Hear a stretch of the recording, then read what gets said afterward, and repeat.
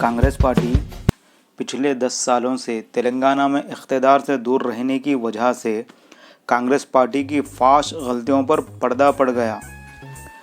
Congress party ने बहुत से पाप के काम किए हैं। मुल्क से और तेलंगाना से कांग्रेस पार्टी का सफाया भी उन्हीं बुनियादों पर हुआ था।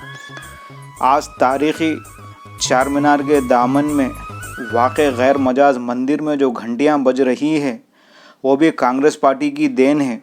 साथियों, यूपी का शहर अयोध्या में जो बाबर की मस्जिद तोड़कर राम की मंदिर बनाई गई थी वो भी कांग्रेस पार्टी की वजह से है। साथियों, बताना ये है कि कांग्रेस पार्टी ने बहुत से पाप के काम किए हैं। कांग्रेस पार्टी की वजह से लाखों मुसलमानों का कत्लेआम हुआ और 2002 में गुजरात में मुसलमानों की नस्लकुशी की गई। आज देश में हम मुसलमानों की जो हालत है, इन सब की वजह कांग्रेस पार्टी है। अगर आप लोग कांग्रेस पार्टी को 2019 में 15%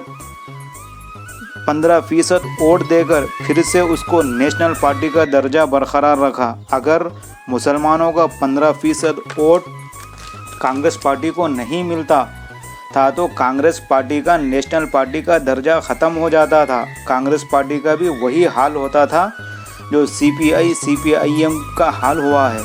कांग्रेस पार्टी को 2019 में मुल्क के दूसरे बिरादरियों से सिर्फ 3% वोट मिला और हम मुसलमानों का 15%, दोनों को जोड़ा जाए तो 18% वोट मिला कांग्रेस पार्टी को, जिसकी वजह से कांग्रेस पार्टी का नेशनल पार्टी का दर्जा बरकरार रखा गया।